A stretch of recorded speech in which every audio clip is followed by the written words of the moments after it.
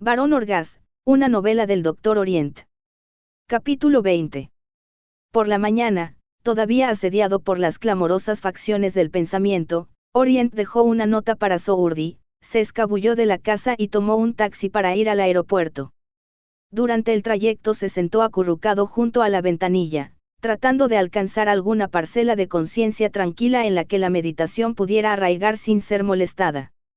Las palabras de Master Q seguían dando vueltas en torno a su concentración, reproduciendo sus variaciones de significado como una cinta magnética que cambiaba de tono con cada vuelta. La más mínima elección de cada maestro crea contrafuerzas que ondulan a través de toda la existencia, afectando al equilibrio de cada miembro de la liga. El más mínimo aliento envía ecos al plano más lejano.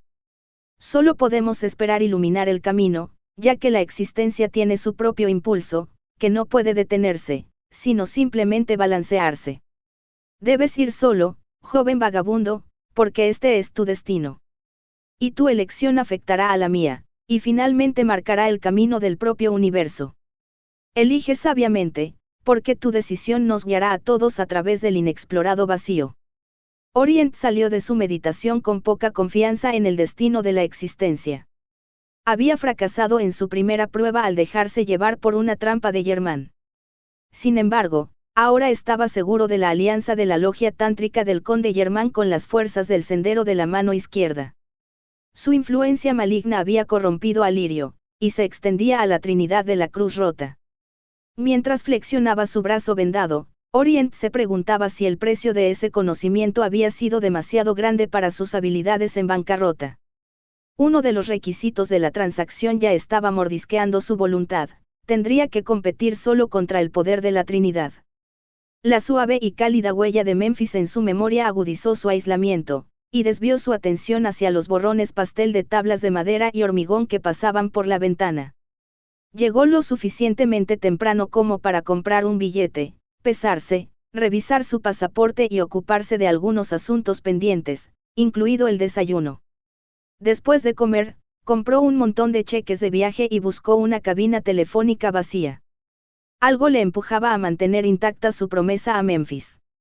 Le diría que se iba. Tal vez escuchar su voz grabara alguna señal familiar en el terreno ajeno de su mente. Marcó 4 veces sin obtener respuesta. Ignorando a la mujer que se paseaba impaciente por la puerta de cristal, Orient lo intentó 2 veces más, como si por pura repetición pudiera romper los lazos electrónicos y establecer una última conexión consigo mismo. La mujer finalmente abrió la puerta. ¿Le pasa algo a su moneda? Su voz baja, casi tímida, hizo girar la cabeza de Orient. El jersey de angora blanco ceñido a su estrecha cintura era un tono más claro que su suave piel de marfil. El pelo brillante caía en cascada como agua negra sobre sus hombros mientras se inclinaba. Sonreía, pero las sombras violetas de sus ojos delataban su incertidumbre. Sabía que te irías enseguida, dijo Memphis en voz baja, así que decidí acompañarte. Sacudió la cabeza con fuerza. No puedes ayudarme. Vete a casa. La sonrisa se desvaneció y se formó una decidida hendidura en la exquisita punta de su barbilla. He comprado mi propio billete, tengo mi propio pasaporte y me voy a Roma. Te veré en el avión. Se dio la vuelta y se alejó a toda prisa antes de que él pudiera protestar. Durante las largas horas de vuelo, Memphis consiguió desarmar la mayoría de sus objeciones con paciencia y racionalidad. Todo lo que quiero hacer es ayudar. Incluso si solo estoy allí para asegurarme de que vuelves de donde sea que vayas. Te garantizo que te alegrarás de que haya venido. Puedes usar mi ayuda de muchas maneras, Owen. Ya veremos, gruñó él, sabiendo que ella tenía razón. El simple hecho de su cercanía era suficiente para mantener unidos los fragmentos errantes de su confianza. Pero no fue hasta que estuvieron juntos en el aeropuerto de Fiumicino, en Roma, esperando a que sus maletas aparecieran en la cinta transportadora, que se convenció por completo. ¿Dónde te alojas?, preguntó Memphis con indiferencia. No lo había pensado. Lo primero es contactar con la embajada egipcia. Bueno, resulta que he reservado 2 habitaciones en un pequeño y encantador hotel que conozco. Habitaciones separadas, eso sí. Como ya he dicho, no me voy a oponer. Tienes mi palabra. Solo quiero asegurarme de que estás a salvo. Cuando él dudó, ella tomó su mano. Trato de Isita, Owen. Su toque pareció atravesar el abismo que dividía sus emociones, y él sonrió. Solo si incluyes el desayuno. Ella lanzó un profundo suspiro de alivio. Lo que necesites estará allí, susurró. Memphis se ocupó de los detalles del registro en el hotel, mientras Orient llamaba a la embajada. Le remitieron al enlace oficial con los turistas egipcios, que lamentablemente le informó de que no había noticias sobre la reapertura de los aeropuertos, a pesar de la pausa en los combates. Orient volvió a consultar esa noche, pero la respuesta fue la misma. Al día siguiente, la situación seguía siendo la misma. Leyó ávidamente todos los periódicos en busca de algún indicio de tregua en la guerra árabe-israelí, pero las noticias solo aumentaron su frustración. Memphis intentó divertirse haciendo turismo y mirando escaparates, pero la creciente obsesión por llegar a Christian y Lily consumía su capacidad de respuesta. En la mañana del tercer día decidió ir a la embajada en persona. Regresó unas horas más tarde con un fajo de periódicos frescos bajo el brazo y una mayor convicción de su propia inutilidad. No hay vuelos, adivinó Memphis. Se dejó caer en una silla y empezó a hojear los titulares. Me dijeron que había negociaciones de tregua, pero que aún era demasiado pronto. Quizá en una semana.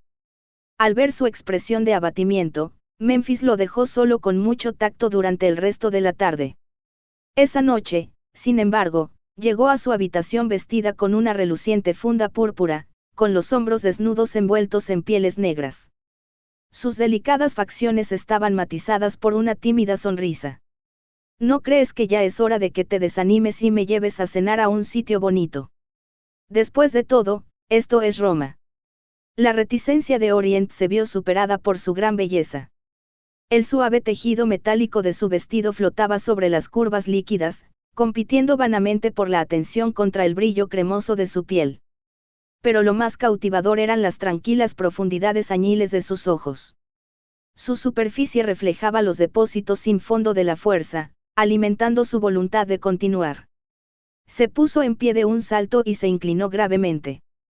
Su fiel y admirado servidor, señora. Deme 10 minutos para encontrar una corbata. Memphis abrió su bolso de plata. Toma 5 y ponte esto. Le anudó al cuello un largo pañuelo de seda color esmeralda. Las corbatas son para los bancos. Esta es una ocasión especial. He mencionado que me alegro de que hayas venido, preguntó suavemente.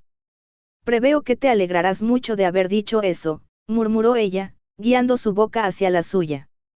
Fueron a Totos, cerca de la Piazza di Spagna, para una larga comida de ñoquis, trucha asada, ensalada y vino.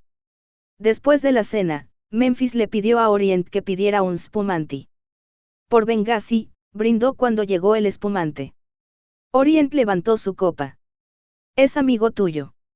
No sé, y es amigo tuyo. No te sigo. Memphis sonrió al fondo de su vaso vacío. Hoy he tenido una idea. Se me ocurrió que las noticias que has estado devorando tenían que venir de alguna parte. De los periodistas, querrás decir.